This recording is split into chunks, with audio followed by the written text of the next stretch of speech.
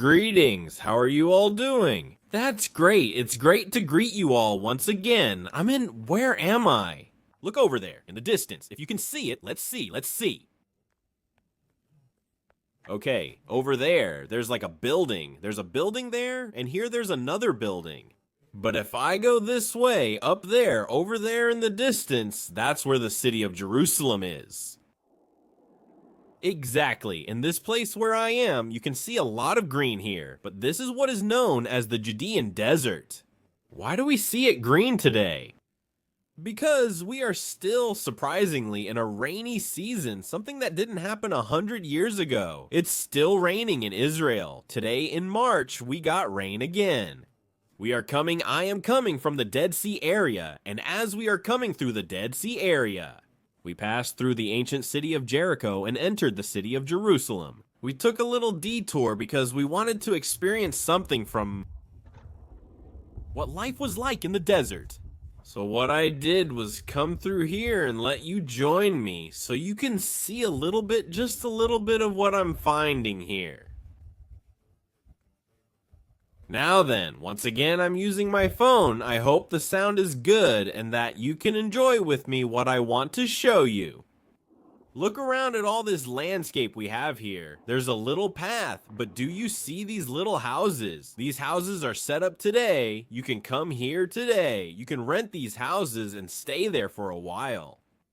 But let me show you this. I'm gonna walk while I talk to you, but I want to keep commenting. Many years ago, we all know and have heard of Abraham, one of the important people in the scriptures, that the Lord commanded him to enter the promised land. When he enters the promised land, the Lord tells him, I will take you to the land where I will give you descendants. And he takes him to the place where there were people. The territory of Canaan, that is specifically, I am in what was the territory of Canaan. Look at how that tent looks back there, with all those people. Now they are there, having lunch, experiencing food from the Bible. Now let's take a look at this that I want to show you here, because it's also really nice. I continue the story. When Abraham is entering the promised land, he arrives in the region of Canaan, where the Canaanites were, and Abraham might encounter a scene very similar to this one we're seeing here. What we see again is the entire Judean desert. And in the distance, far away, is the land that was once the territory of the Moabites, which today is the nation of Jordan. Remember that on one side were the Moabites, and below them were the Ammonites, which later on also became the territory of the Edomites. In that area, that's where the Dead Sea is located. It's incredible, honestly, because when you come here, you can experience and see all of this. Look, for those who like flowers and plants, look at what the desert area is like. The desert in the Judean area. We are here now with some brothers who are experiencing what it's like to walk in the land of Israel. And now, in just a little while, they're going to have a camel caravan. I don't know, they're going to go ride camels around here. But I said I can't miss the chance to come by here and show you all. This place that's so special, so pleasant. If I, for example, stay quiet and keep my mouth shut here, you all will hear the silence of this place. Let's see if I can show you something else in this place so you all can see. Here. Someone once asked me, have you ever heard the silence?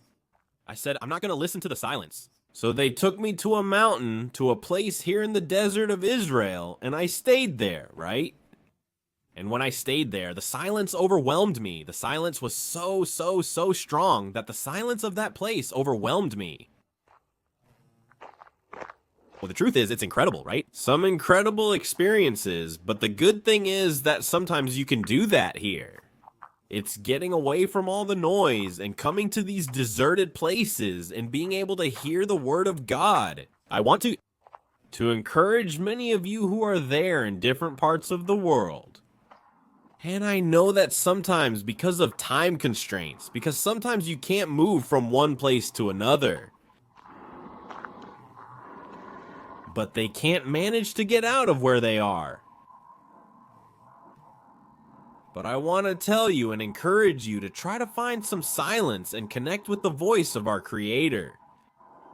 Look at what I'm seeing here. I'm going to turn the camera around like this. Look, how beautiful. Here with the little benches. This place is really nice. Look at all the walking here. Being able to come here to contemplate the whole desert area.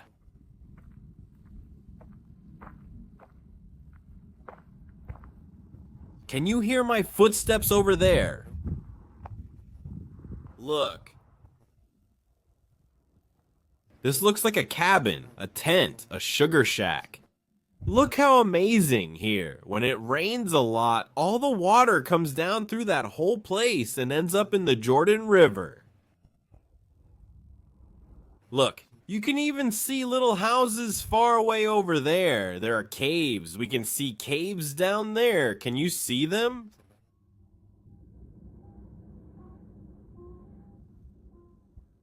You know what? I want to see if we can experience what I told you about. The experience.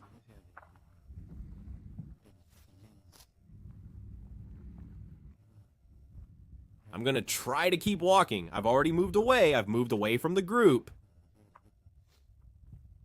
There's an engine noise back there. So I don't know if we're going to get silence. I think we will. Here we go.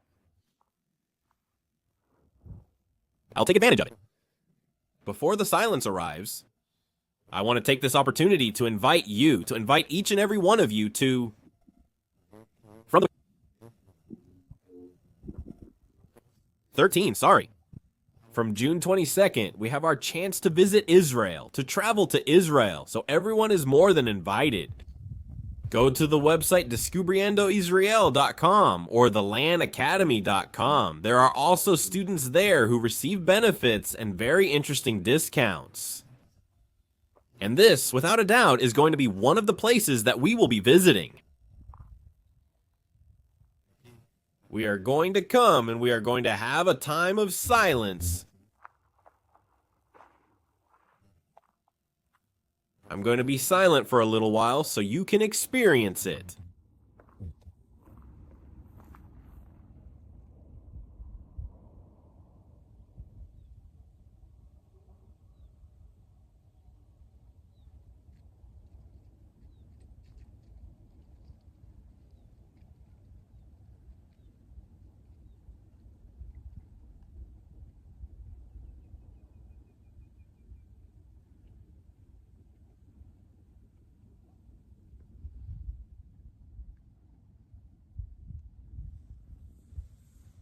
The truth. Incredible place. Somewhere around here, in this place where I am. Mr. Jesus came from the region of Galilee, passed through the area of Jericho, and finally ended up in the city of Jerusalem. 3 times a year, the Lord had to make this walk. He had to pass through here. As it was required of him, according to the Old Testament, for all the Jewish people, he had to go up 3 times a year to the area where the temple was located. And the Lord, as a good keeper of the law, as someone who respected the scriptures, who understood the scriptures, the Lord did what the Lord had asked of his people.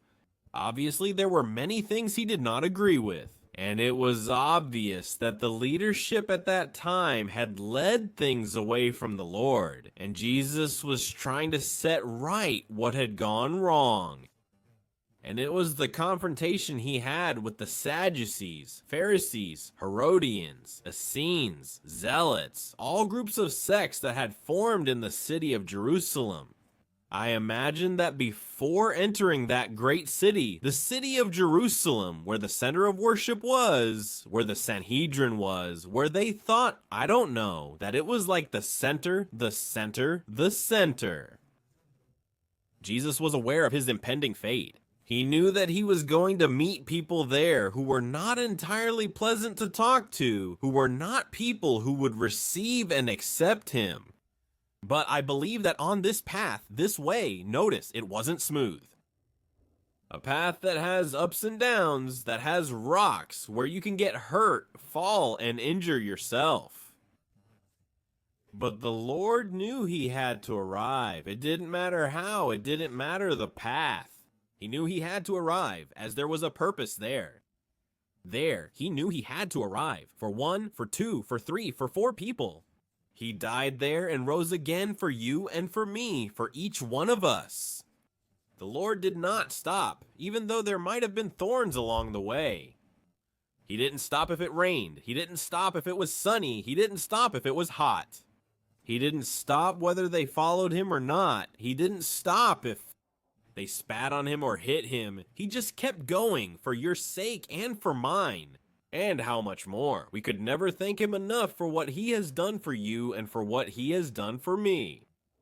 I have the privilege of being able to walk on the land of the Bible. I truly have that privilege. I am a blessed person for living in this nation and for walking on these stones, but I don't want to keep that blessing just for myself. I want you on the other side to somehow experience what we experience here. And through these little virtual videos, you might say, isn't that video edited at all? But my intention is to be able to help you, that you can encounter the scriptures and that you can simply, through this landscape, try to imagine a Lord walking here with his disciples.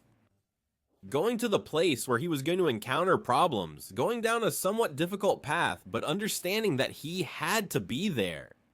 And sometimes many of us want to take shortcuts. We don't want to reach the place. Why? Because sometimes we see a difficult path, a path with ups and downs, a path with stones that can hurt us, a path that makes us tired, a path with thorns. But it's the path we have to keep going on because the purpose is there. On the other side, there is someone who can be blessed if we say something or if we do something. So as I say, whoever has ears, let them hear what the Lord wants to tell us. From here I greet you, blessings, shalom, thank you.